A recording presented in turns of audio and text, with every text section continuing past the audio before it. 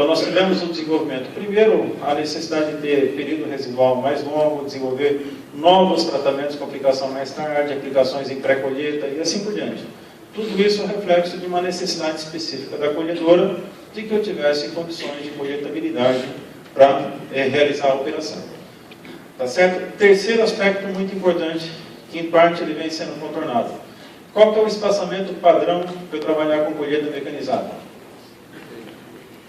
1,5 metro. Agora tem os arranjos diferenciados, linha dupla, assim por diante. Mas o padrão ao redor de 1,5 metro, não é isso? Para solo leve, médio e pesado. Em solo leve, com 1,5 metro de espaçamento, com quanto tempo a cana fecha?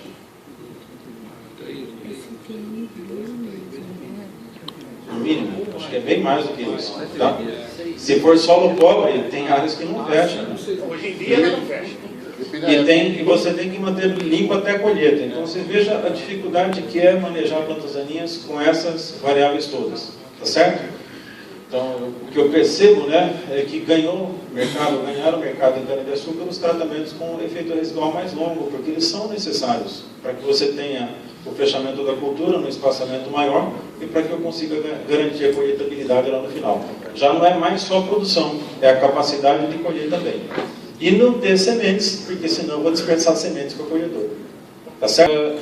Aí entram outras variáveis, né? Então, nesse caso, enleiramento, limpeza ou desaleiramento da linha, tá certo? Recolhimento de palha. Essa é uma das primeiras operações de recolhimento que eu vi. Eu só vou adiantar um pouquinho para vocês. Para a palha ter eficácia em termos de manejo de plantas daninhas, eu preciso ter pelo menos 5 toneladas, pelo menos 5 toneladas para ter feito em gramíneas. São braquiárias, gitária, né? Capim-colchão, as braquiárias. 10 toneladas para ter um efeito muito bom. Agora, para reter o herbicida, basta 2 toneladas.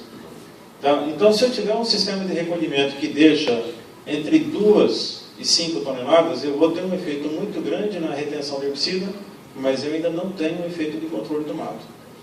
Então, essa situação ela tende a ser ainda mais difícil em termos de manejo de plantas daninhas do que a situação em que eu tenho 10 ou 15 toneladas de palha por hectare. Tá? Como vai caminhar o uso da palha para energia? Eu, particularmente, a gente tem potencial de uso para etanol de segunda geração, uma série de aspectos. Eu, particularmente, acho que o próximo avanço da indústria é claramente a produção de energia elétrica. Essa é a grande necessidade do Brasil. O Brasil precisa dessa resposta, dessa geração em termos de biomassa, e a geração em termos de biomassa é completamente complementar à geração hidroelétrica. Hidroelétrica tem falha na seca, quando falta água, que é quando você tem biomassa de cana. Então esse é um caminho, e provavelmente, né, a indústria açúcar-alcooleira ela vai ser uma indústria que vai produzir açúcar de várias maneiras. Dormência de plantas daninhas por efeito luminoso. Quem induz dormência é a clorofila que estava na cultura. Mas na hora que eu colho e cubro o solo, essa semente que estava dormente continua dormente, até que o solo seja descoberto. Um exemplo de planta muito sensível à luz é o picão preto. Tá? Um outro exemplo também, né? Então aqui a palha, como eu disse, se você tiver falhas de cobertura é onde você tem a germinação. E basicamente, né? Por que acontece isso? Esses são os primeiros gráficos que a gente gerou lá atrás. Esse trabalho foi publicado em 2000. Quando você coloca a palha sobre o solo, você gera uma uniformidade da temperatura. Essa uniformidade da temperatura é o principal agente de controle de mato. A maioria, ou pelo menos principalmente sementes pequenas, né, de plantas daninhas, elas conseguem reconhecer a profundidade no solo pela variação da temperatura. Então, algumas plantas exigem uma variação muito grande de temperatura para terem certeza que elas estão na superfície. Se eu cubro o solo, estabiliza a temperatura, elas deixam de germinar. Degradou a palha, descobriu o solo, o que acontece com essas sementes? Voltam a germinar. Tá certo? Fácil isso, né? Gera o enleiramento da palha, ou desaleiramento, como vocês quiserem chamar. Descobrir parte do solo. O que vai acontecer na região que eu descobri? Eu volto a ter plantas daninhas. Tá certo? Agora, quanto que eu preciso ter? Em geral, a gente precisa de pelo menos 5 a 6 toneladas para controlar as plantas mais sensíveis, que são as gramíneas, e acima de 10 a 12 toneladas para controlar as que exigem uma amplitude térmica um pouco menor. Agora, algumas plantas, elas se adaptaram muito bem à presença de palha. Então, eu não tenho praticamente controle da palha sobre tiririca, sobre ascórias de viola, sobre mamona, né, sobre amendoim bravo. Então, em geral, as plantas que têm propágulos grandes, elas são insensíveis à palha. Aí eu tenho um efeito exclusivamente do herbicida. A palha atrapalha, porque ela dificulta o contato do herbicida com o solo. Outro aspecto, em geral, o herbicida tem que estar onde? Na palha ou no solo? No solo, para ter controle. Tá? Se antigamente eu precisava aplicar o herbicida e ter umidade no solo, hoje eu preciso aplicar o herbicida e ter chuva. Então é uma condição um pouco diferente da que a gente tinha anteriormente. Tá? Aqui só alguns exemplos de plantas, né? Então, um exemplo aqui de... Pode ser braquiária decumbens ou plantagínia, quando eu passo a ter quantidades crescentes de palha, a germinação diminui, né? Tá certo? É só o histograma azul que interessa. No caso da ipomeia, é praticamente uniforme, tá certo? E no caso do capim-colchão é muito interessante. Se eu cubro com palha, ele deixa de germinar. O histograma vermelho é o que acontece depois que eu descubro com palha. Ele volta a germinar. Então, é uma planta que ela tem um sincronismo, ela consegue correlacionar a sua germinação com a situação que o campo se encontra. Tá? Outro aspecto importante, né? Quando a gente fala de fechamento da cultura, você consegue ter uma supressão de fato de crescimento climático quando você reduz a luz incidente em pelo menos 90%.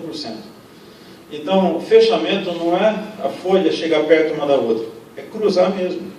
Você tem que ter uma situação em que você tem praticamente 90% de retenção da luz, você passa a ter uma inibição de fato da germinação de plantas daninhas. Por isso que eu disse para vocês que o aumento do espaçamento associado à colhedora ele tem um impacto muito grande em termos de manejo. Eu passo a depender de um programa de manejo muito mais persistente, muito mais duradouro para garantir a produtividade e também colheitabilidade.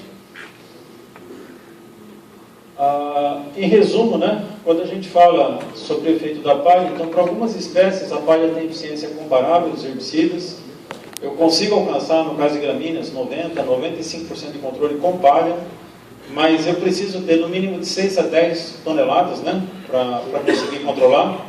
E a cobertura tem que ser espessa e uniforme. Se eu tiver falha de cobertura, eu não vou ter controle total. Falha de cobertura é falha de controle. Tá? Bom, quando nós começamos a trabalhar, a perspectiva é que nós resolveríamos todo o manejo de plantas daninhas em cana crua com isso daí, com operações de captação. Esse era o sonho de consumo de todo gerente, né? Tá certo? O processo, hoje, imagina quanto custaria hoje. Hoje uma operação de captação ela custa, só de mão de obra, uns 100, 120, 150 reais. Não, passou de 200 reais. Passou de 200. Passou. Então, custa mais caro do que uma aplicação em área total. Então, são situações, a tecnologia ela teve que responder tudo isso. E são conceitos que nós fomos abandonando. Esse era o conceito em 96, 97, 98, depois nós trocamos e assim por diante. Essa é a parte legal de se desenvolver um novo sistema, né? Então, e o pensamento técnico-científico, a gente abandona conceitos ultrapassados muito rapidamente. É por isso que nós evoluímos. Eu não vou ler todo o slide, mas só entender o seguinte, é muito importante entender, dominar conceitos básicos ligados a agrotóxicos. A melhor forma de reduzir risco ambiental de agrotóxicos é usar bem. Toda vez que eu uso bem, eu aumento a quantidade que foi direcionada para a planta daninha. Se eu aumento a quantidade que foi direcionada para a planta daninha, eu reduzo a que cai fora do alvo. Então, assim, é diretamente proporcional. Inversamente proporcional. Aumentei a eficácia, claramente reduz o impacto ambiental. Sem dizer que ainda há perspectiva de redução de dose, né? Quando a gente usa bem o produto.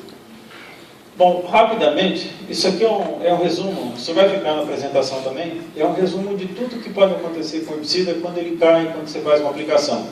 Você tem cobertura do solo, a formulação interfere, a tecnologia de aplicação interfere, tem sorção, volatilização, fotodecomposição, as mesmas informações. Então, basicamente, quando nós aplicamos, a gente tem deriva ou não deposição. Essa deriva ou não deposição pode gerar contaminação. Quando deposita, vai para a planta, solo, palha, tá certo? Inicialmente, nós imaginamos, aí tem os processos, né, de lixiviação, volatilização, fotólise, química. Inicialmente, nós imaginamos que o sistema era assim. O meu grupo de trabalho ele tem se especializado em colocar flechas nisso aqui, né? Então, Então hoje o sistema é no mínimo assim, ó, tá? Então nós já sabemos que, por exemplo, quando eu troco um adjuvante, um aditivo, isso muda carregamento de gotas, carregamento de vapor, isso interfere na absorção dos colóides, interfere na absorção e translocação, interfere na lixiviação, interfere na retenção pela palha. Então, por exemplo, se eu coloco um produto, alguns produtos adjuvantes muito bons para induzir absorção em folha, eu vou tentar não citar nomes, né? Mas eu faço, por exemplo, com que a retenção do produto seja muito forte na palha. Se eu tiver essa retenção, inclusive porque tem muita palha que é folha viva ainda, quando a gente faz aplicações, então isso interfere drasticamente na dinâmica do produto. Então, cana de açúcar deriva. Tá? Nós não temos, assim, olha, a verdade de confirmar esses valores, mas quando a gente faz aplicação em palha, é muito difícil eu não ter pelo menos 20% e 30% do produto retido na palha. Eu tenho fotólise, como eu comentei com vocês, mas eu tenho, é comum a gente encontrar em aplicações muito bem feitas em cana, de 15% a 20% deriva. Se eu tiver algum problema, ou oscilação de barra, ou um espectro de gotas inadequado, um adjuvante inadequado, isso solta para 30%, 35%. E quando eu faço um monte de besteiras, nós chegamos a monitorar situações com 60% de deriva, de perdas. Tá? Além disso, nós temos uma outra... isso independente de ter palha ou não ter palha. A gente, infelizmente, isso não mudou com a palha. Tá? Então, o mesmo cenário que a gente tinha, a gente continua tendo. E um outro aspecto interessante, isso tem a ver com construção de equipamento em função da movimentação da barra. É comum você monitorar no campo e encontrar uma variação muito grande da dose. Por exemplo, nessa aplicação nós tivemos pontos com 29% da dose aplicada no ponto.